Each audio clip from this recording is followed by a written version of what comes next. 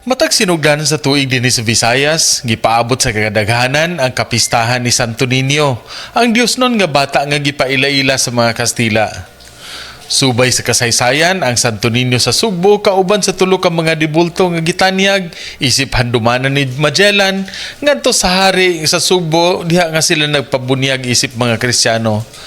Apan pagkapukan ni Magellan sa Mactan, ang mga nahibiling Kastila nangagiw ug nanagan sa kahadlok nga sila ang isunod nga sa gidangatan sa ilang kapitan. Paglabay sa kapatan ug upat ka tuig, laing ekspedisyon sa mga Kastila ang gipadala sa Visayas. Pinanguluhan Miguel Lopez de Legazpi, usa sa ilang tuyo ang pagpalapad sa yuta sa hari.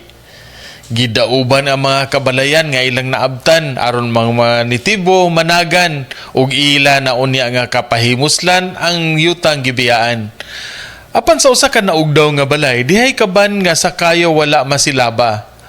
Pagbukas pa, ang dibulto sa santos nga bata nga sa altar sa mga anito didto usab siya may luna. Sukad ni adto namugna ang lapad nga debosyon sa santos nga bata nga gibistihan og puwa, nagbutas ug nagkorona ug sa iyang kamot nga tuo ang panalangin samtang ang kuros ug kalibutan gihuptan sa kamot nga lain. Apan sayod ba kamo nga kapid-an pa katuig sa wa pa moabot ang mga Kastila, ang mga pagano nga Bisaya may gipakabathalan usab nga gamhanang bata? Gila siya isip Santo Niño. Siya ang bata nga sa mga pagano gihalaran sa mabungahon nga ani nga kasagaran gi sa ulog sa matag sinugdanan sa tuig. Dibulto nga gikulit sa anod nga batang, ang Santo Niño mo'y ilang kanhing dangpanan. Katingad-an, apan angay natong hinumduman nga sa wala pa ang Kristyanismo, may pagtuon na ang mga kaliwatan nga pagano.